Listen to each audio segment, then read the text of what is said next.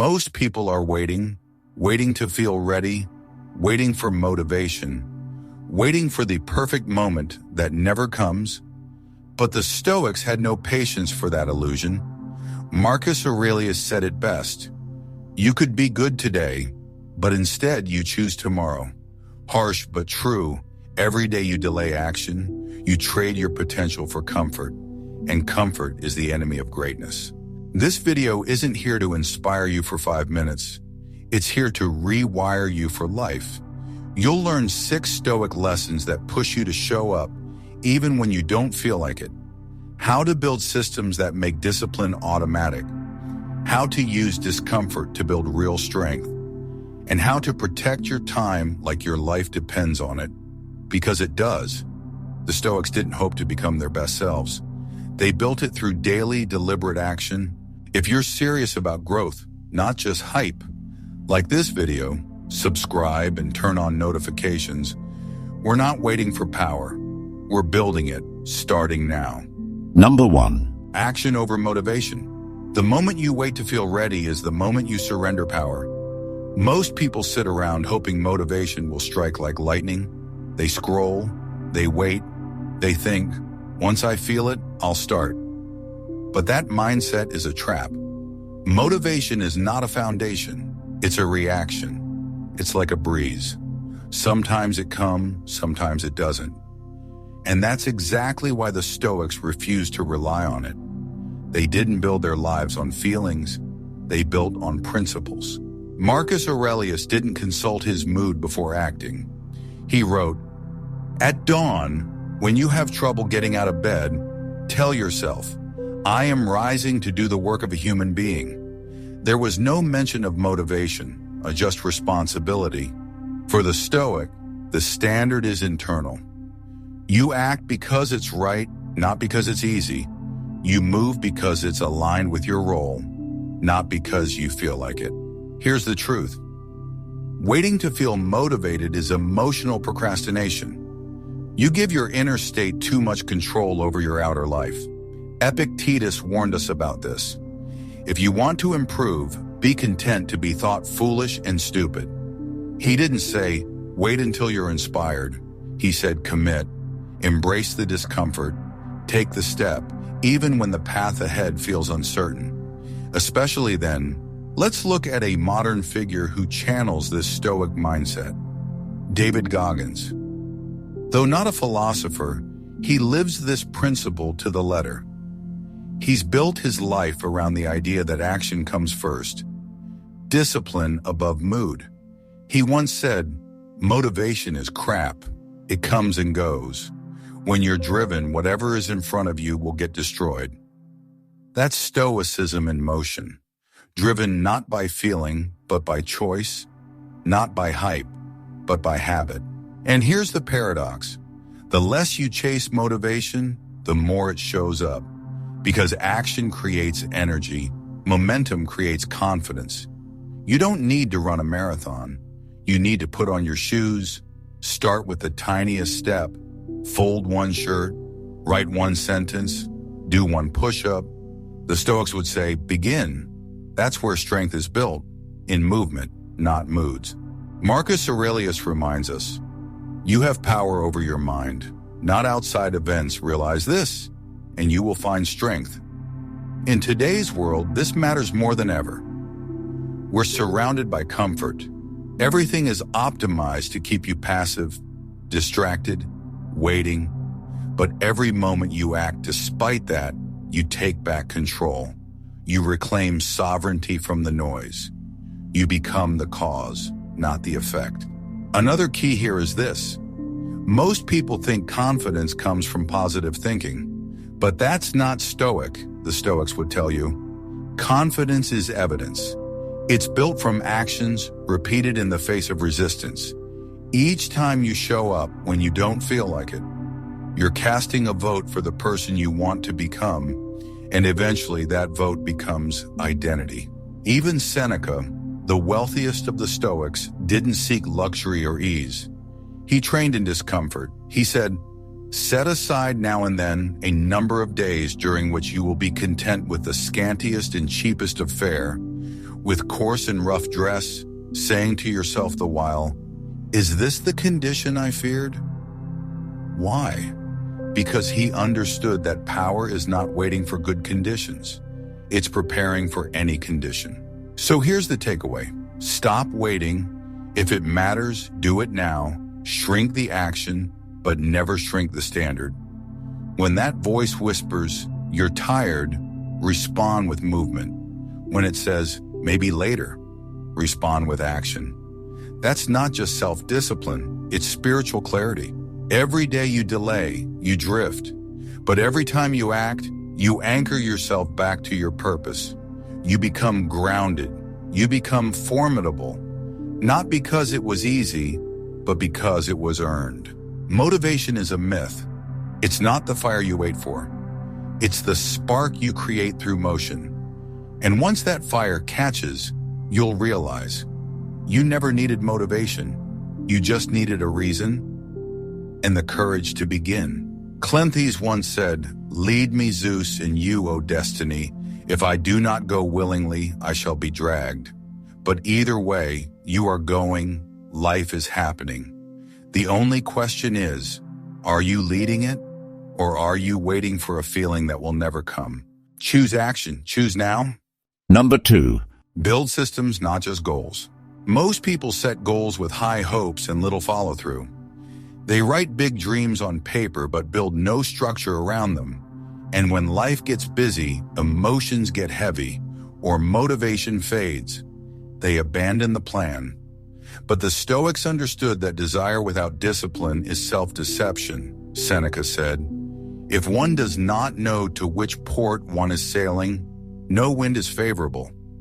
Yet even knowing your destination means nothing if you refuse to build the ship. This is why goals alone are not enough. Systems, the daily habits, rituals, and structure are what shape your reality. You do not rise to the level of your goals. You fall to the level of your systems. Stoicism is not a theory. It's a practice. It's what you do repeatedly that defines who you become. Let's go deeper.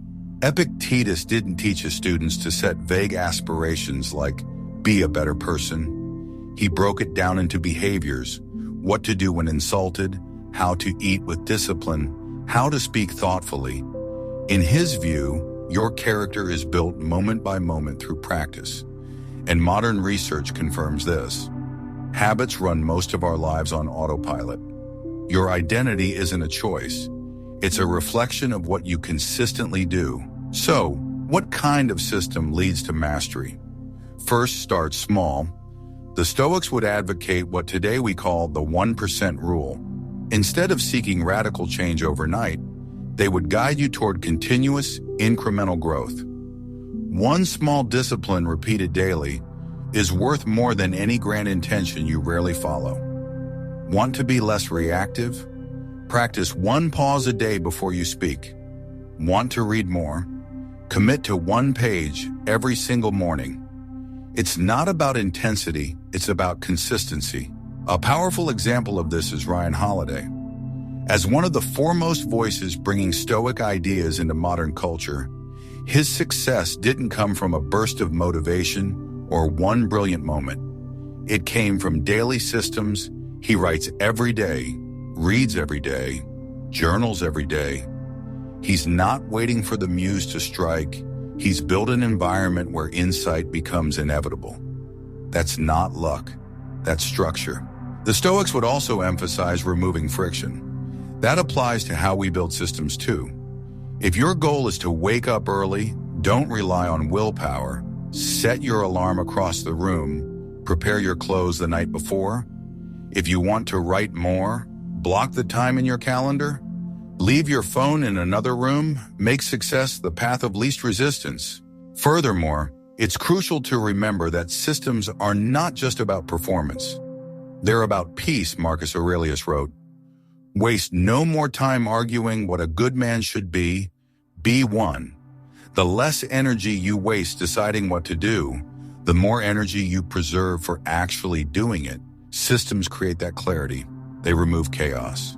And when you inevitably fall off track, which you will, The system becomes your anchor, not your emotions, not your mood. You return to your practice because it's who you are now. And that identity, it wasn't declared, it was built. Quietly, daily, with intention. The Stoics weren't chasing outcomes. They were crafting lives of inner order. That's what systems do. They shift your focus from winning to becoming, from sporadic bursts of effort to a rhythm that carries you forward. And over time, this becomes unstoppable. Build the path beneath your feet. Let your habits do the talking. Because in the end, greatness isn't what you intend. It's what you repeatedly do when no one's watching. But the Stoics would say, if it isn't a discipline, it isn't real. That's why they practiced what they preached. Every single day, the modern world offers different distractions, but the same principle applies. If you don't design your life, someone else will. Consider Tim Ferriss, best known for his book, The 4-Hour Work Week. He's also a devoted student of Stoic thought. What separates him isn't just intelligence or creativity. It's his systems, morning routines, reflection habits, decision journals. It's waking up each day knowing that who you are is no longer accidental. It's intentional. So remember, your goals are a direction, your systems are the engine. Build them with care, and when doubt whispers, return to your rhythm, because the Stoic doesn't wish for progress, he practices it. Number 3. Embrace discomfort. Comfort is the slowest poison. It lulls you to sleep with soft routines and predictable outcomes. And yet, growth is always found in the stretch, never in the stillness.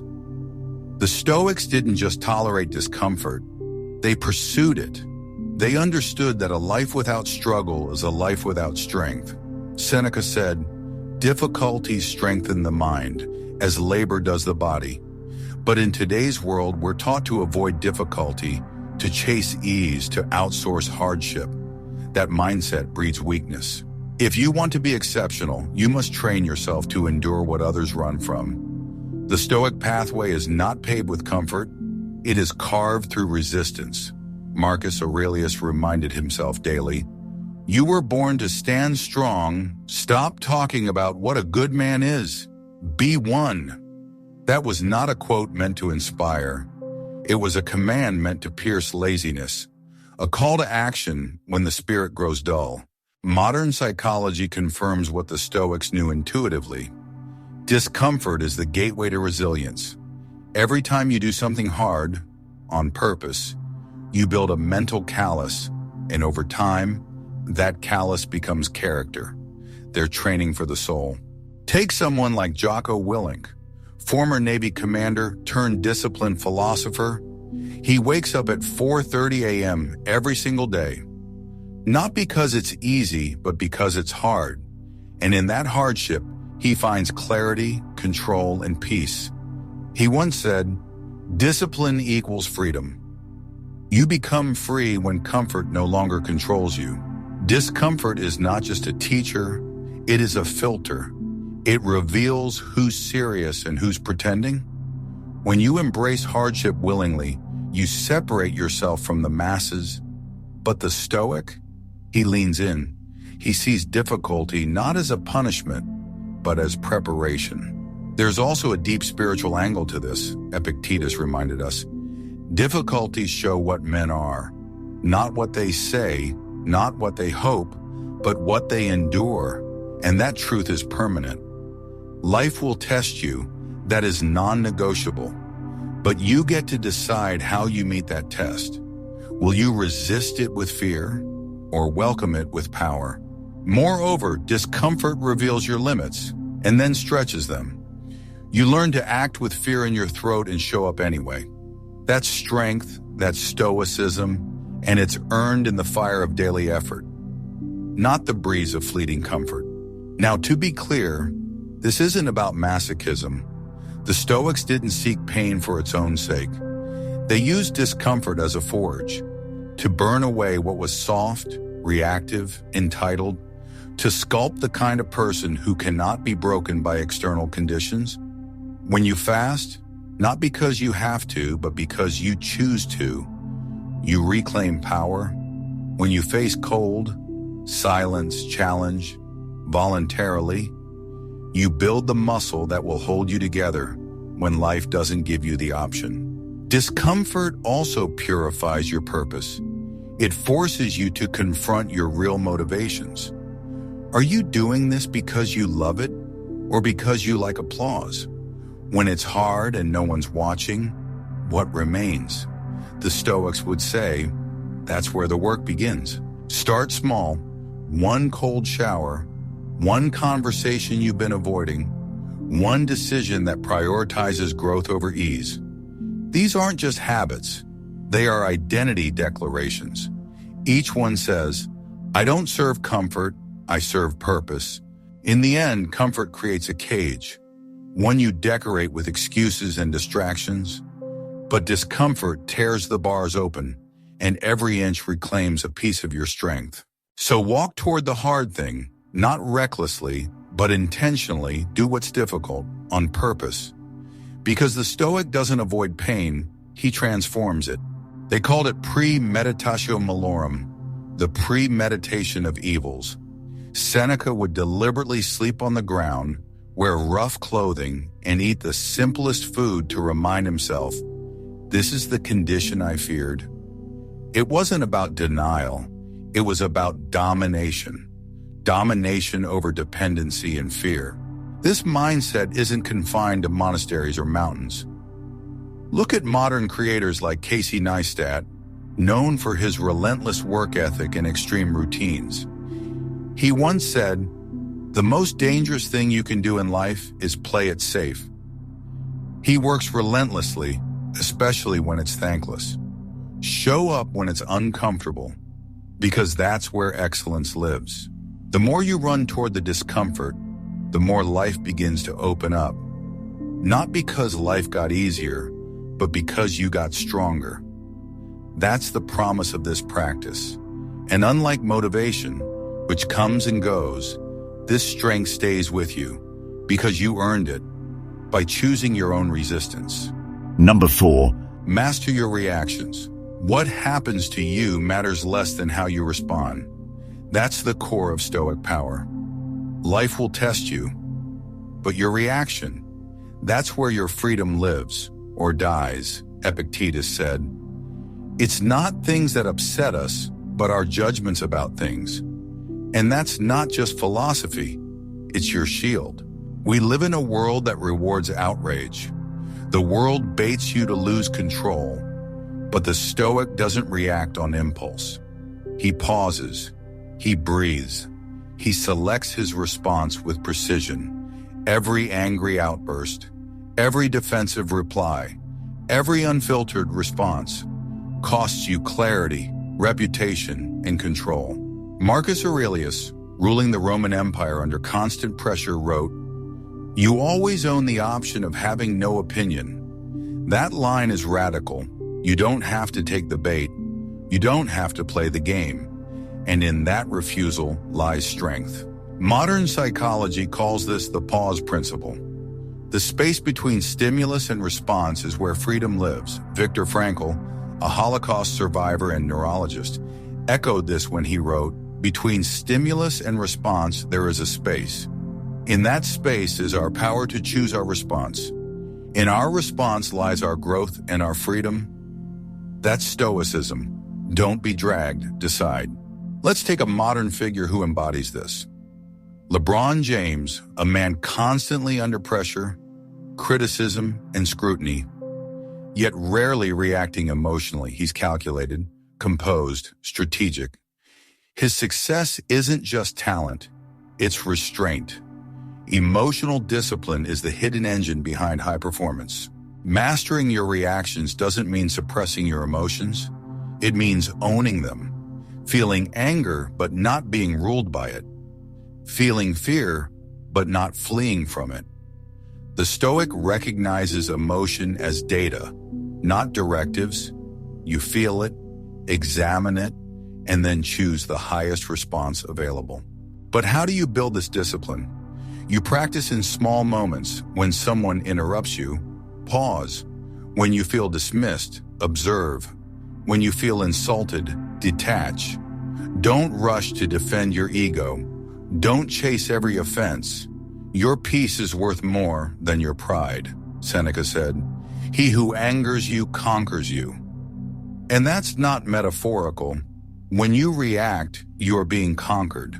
There's also spiritual clarity and restraint. The Stoic sees insult as a mirror, not a command. If it reflects truth, use it to improve. If it doesn't, ignore it like passing noise. Marcus said, "Choose not to be harmed, and you won't feel harmed." That's not denial, that's sovereignty.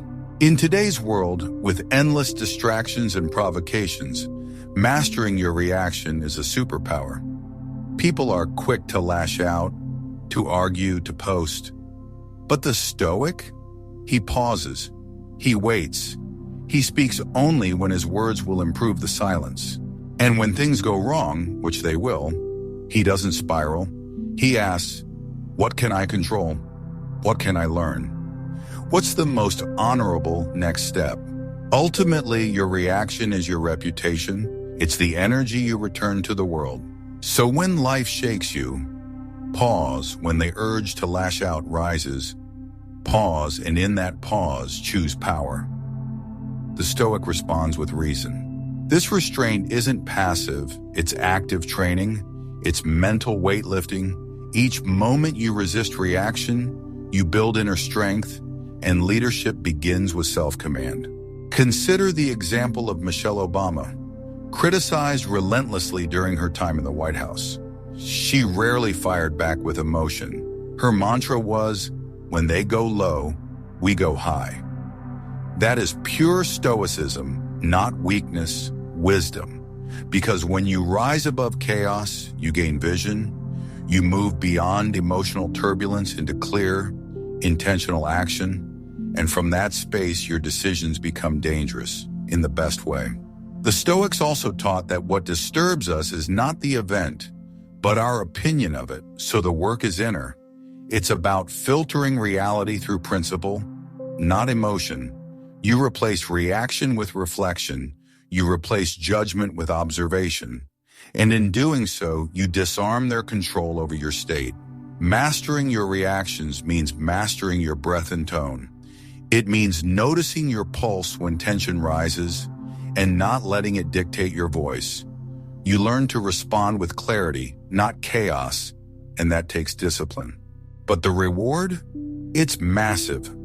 People will feel your presence because your energy doesn't flinch. You become the calm in the storm, the one who listens before speaking, the one who doesn't fight every battle, just the ones that matter.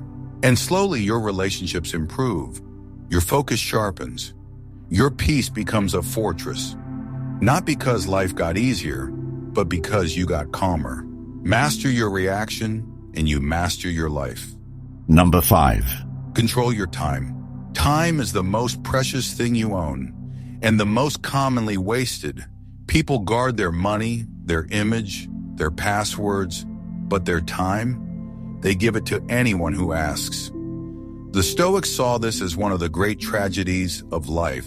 Seneca wrote, "People are frugal in guarding their personal property, but as soon as it comes to squandering time, they are most wasteful of the one thing in which it is right to be stingy. You can lose money and earn it back. You can lose possessions and replace them. But every second you give away thoughtlessly is gone forever. And the painful truth is, most people don't lose time. They give it away to distractions, to obligations they don't value, to people who drain them, to routines that numb them. This is not just inefficient, it's disrespectful to yourself and to life. The Stoics urged awareness of time because they saw it as the raw material of purpose. Marcus Aurelius wrote in his Meditations, "You could be good today, but instead you choose tomorrow." That's the illusion, that we'll always have more time, that there will always be another Monday, another chance, another year. But the Stoic knows there is no later. There is only now. So how do you control your time? First, you become conscious of where it goes. Track it. Like Epictetus taught, know first who you are and then adorn yourself accordingly. In today's language, look at how you spend your time and you'll know what you really value. If your hours are consumed by scrolling, you're lying to yourself. Time is the ultimate audit of character. Now here's the challenge. The world is designed to steal your attention, notifications, endless content, social obligations. These aren't just distractions, they're thieves. And every time you let them interrupt your focus, you're giving away part of your potential. That's why boundaries aren't optional. They're essential. The Stoic doesn't wait for peace. He creates it through structure, through clarity, through saying no without guilt. Take the example of Cal Newport, author of Deep Work. He's become a modern symbol of focused living. He doesn't use social media. He schedules his day with purpose. He protects long blocks of uninterrupted time to do meaningful work, not because he's antisocial, but because he knows his time is his life. That's a Stoic idea. What you allow in your calendar, you allow in your soul. Steve Jobs wore the same outfit daily, not out of fashion, but out of principle. He understood that every small decision drains energy, so he simplified his life to protect the one thing he couldn't replace: his attention. You control your time by controlling your inputs, your environment, and your responses. There's something terrifying about wasted time. Because it doesn't scream, it vanishes quietly while you check your phone, while you say yes to something you should have declined, while you tell yourself, I'll start tomorrow. But the Stoic doesn't wait to feel ready. He understands that readiness is a byproduct of rhythm, and rhythm starts with one decision: to treat your time as sacred. Look at someone like Naval Ravikant. He's not just known for his business acumen, but for his clarity. He schedules nothing he doesn't deeply value. He says no without guilt. He builds white space into his day because silence is where focus is found. Protected time creates original thought. The Stoic treats time like a temple, entering with awareness, moving with discipline, and leaving with reflection. Controlling your time isn't just about productivity, it's about identity. You are what you repeat. If your days are filled with urgency, noise, and reaction, you become fragmented. But if your days are shaped by reflection, learning, creation, you become something else, something deliberate, something dangerous. So what does the Stoic do? He plans his day deliberately. He reviews his behavior in the evening, not to judge, but to stay aware, because he knows time is not just passing, it's shaping him. The ultimate question is not how much time do you have, but what are you doing with it? And even more sharply, who are you becoming with it? Your time is your message. It tells the world and yourself what you truly value. If you don't take it seriously, life will take it back in the form of regret. Protect your time because it does. The Stoic doesn't chase time. Number 6, set standards and believe in your potential. Most people never rise, not because they lack talent, but because they never demand more from themselves. They wait to feel confident. They wait to be noticed. They wait for proof that they're worthy. But the Stoic doesn't wait for evidence. He starts with principle and lets action prove the rest. Seneca said, "It is not because things are difficult that we do not dare. It is because we do not dare that things are difficult." The Stoic doesn't lower the bar to match his mood. He raises his standards to match his vision. And he doesn't beg the world to believe in him. He behaves like someone worth believing in. Setting standards is not about arrogance. It's about alignment. It's about deciding who you are and letting that decision shape what you tolerate, what you pursue, and how you show up. You don't need to know everything. You don't need to be perfect. You need to act in accordance with who you claim to be. Marcus Aurelius wrote, "Waste no more time arguing what a good man should be. Be one. That's not just wisdom, that's a call to action. Set a standard, then live it, especially when no one's watching. Look at someone like Kobe Bryant. He didn't wait for motivation, he created it. Through brutal consistency, he showed up early, he stayed late, he demanded excellence, not just from others, but from himself. His standard wasn't based on the scoreboard, it was based on the mirror. And that's the Stoic path. Your worth isn't decided by applause, it's revealed in discipline. But here's the paradox. The higher your standards, the more resistance you'll face. People will call you rigid, intense, obsessive good. That means you're no longer living by their permission, you're living by your own design. And design is everything. When you raise your standard, your identity changes. You stop tolerating sloppy behavior. You start moving from principle. You begin to believe in your potential, not as wishful thinking, but as responsibility. Epictetus told his students, first say to yourself what you would be, and then do what you have to do. He didn't say hope for it, he said declare it, then earn it. This belief isn't soft, it's not emotional hype, it's brutally honest. It says, if I am capable of more, then I must do more. If I claim to want a higher life, I must live a higher code. That's not pressure, that's power. You become dangerous the moment you stop performing for approval and start performing from purpose. And that begins the second you say, I don't need to be ready, I need to be consistent. I don't need motivation, I need integrity. Setting standards also means setting boundaries. With your time, your energy, your relationships. When you respect yourself, you stop entertaining what drains you. You become quieter and more powerful. Take someone like David Goggins. His entire life was a testament to this principle. He didn't just believe in potential, he bled for it. He set a standard so high that pain became irrelevant. Not because he enjoyed it, but because he understood. Greatness requires non-negotiables. Confidence doesn't come before action, it comes after repetition. The more you keep your word to yourself, the more your mind learns to trust you, and trust is everything. You can't fake your way to greatness, you must earn it, through small, quiet acts of discipline that no one sees. That's how the Stoic builds unshakable belief, not through affirmations, but through alignment. Consider Jocko Willink. He's not just a leadership teacher, he's a walking standard. He wakes up before dawn, he trains, he writes, leads, teaches. He lives by a Stoic truth. Discipline equals freedom. Standards don't trap you, they free you from weakness, from doubt, from the chaos of living by emotion.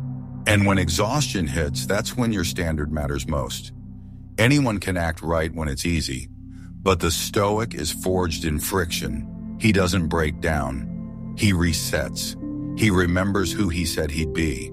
You remind yourself, I am not what I feel. So ask yourself, what does the highest version of me demand? What does he tolerate? How does he show up? Think, speak, move. Live as if you are already him. Because the truth is, that version of you isn't far away. He's just on the other side of a standard you haven't fully committed to yet. The Stoic doesn't hope to be great.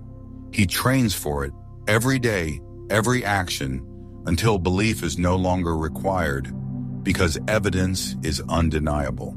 You weren't born to be average. You were born with the capacity to rise every single day. If you choose it, the Stoics didn't wait for permission. They didn't wait for the right mood, the perfect moment, or external applause. They just acted with discipline, with purpose, with clarity. So now it's your turn. Choose one standard, one habit, one area of your life that needs to be raised, and raise it. Then hold that line, even when it's hard, especially when it's hard. Because every small commitment you keep is a message to yourself. I can be trusted, and that is the foundation of all greatness. If this video helped you remember who you are, or who you could be, Don't forget to like, subscribe, and share it with someone who needs to hear this today. The Stoic path is daily and it begins now.